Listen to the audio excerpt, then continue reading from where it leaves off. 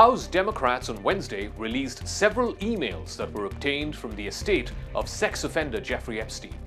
They claim that these emails showed that President Trump may have been much more aware of Epstein's conduct than he has previously acknowledged. Soon after, House Republicans released more than 20,000 pages of Epstein's documents, including a vast trove of emails and other messages covering a large period of many years. In a post on social media reacting to this, Trump responded by saying that the Democrats were bringing up the Epstein hoax to deflect from the government shutdown. Carolyn Levin, who is the White House press secretary, called the emails a clear distraction. These emails prove absolutely nothing other than the fact that President Trump did nothing wrong. And what President Trump has always said is that he was from Palm Beach and so was Jeffrey Epstein. Jeffrey Epstein was a member at Mar-a-Lago until President Trump kicked him out because Jeffrey Epstein was a pedophile and he was a creep. And this email you refer to with the name of a victim that was unredacted now and has since been reported on in this room, so I will go ahead and say it, Virginia Giuffre.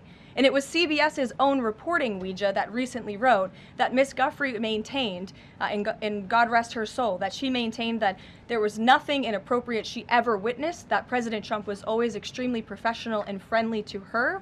And so I think it's a question worth asking the Democrat Party. In the emails that were released, here's what all Jeffrey Epstein reportedly said about Trump.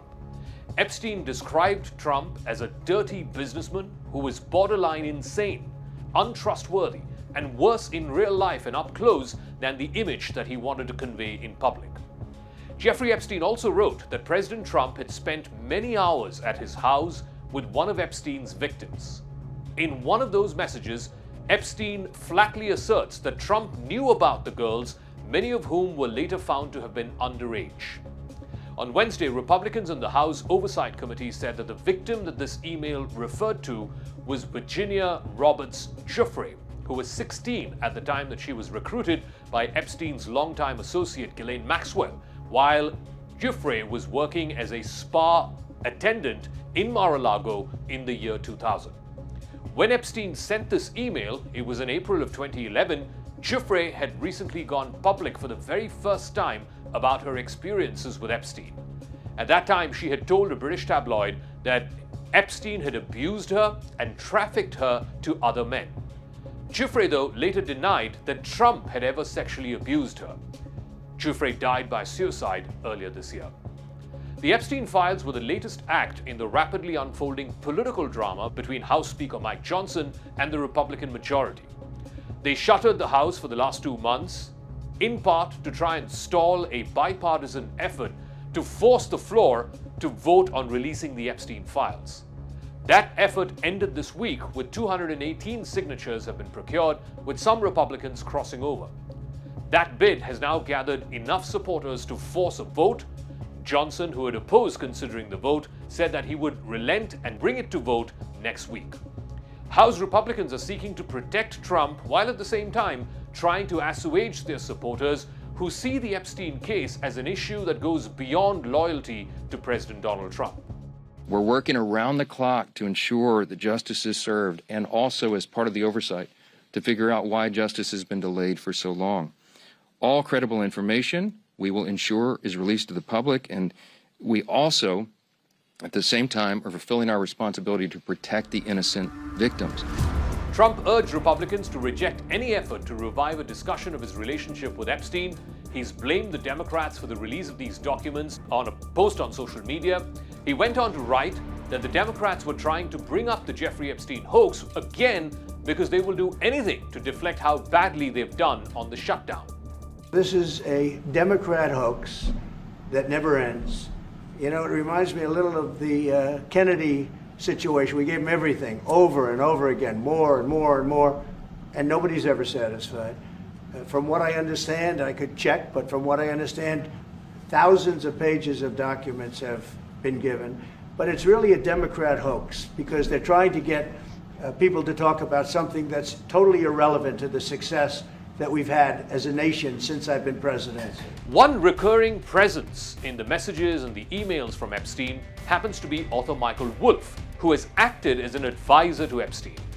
In one of the emails around 2016, when Trump was already running for president, Wolf wrote to Epstein saying that he believed Trump offers an ideal opportunity, suggesting that becoming an anti-Trump voice would give Epstein some amount of political cover.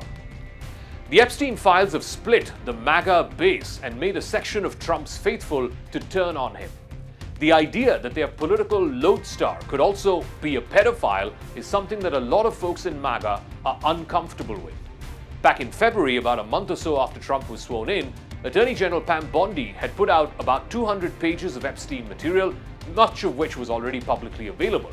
But that list also included some evidence and a flight log from Epstein's private jet. Now, there was speculation at that time that some of those flight logs showed Trump having taken the Epstein private jet multiple times, a claim which Trump has flat out denied. But that hardly quelled demands from Trump's MAGA base to release the entire Epstein files. The calls grew more persistent after reports surfaced that Trump had sent Epstein a 50th birthday greeting when Epstein turned 50 in 2003. That included a sexually suggestive drawing. Trump again has denied writing that letter or making that drawing. But now, once again, after the release of the latest tranche of the Epstein emails, it is clear that Jeffrey Epstein has become the albatross around Donald Trump's neck, one that he can't seem to shake off.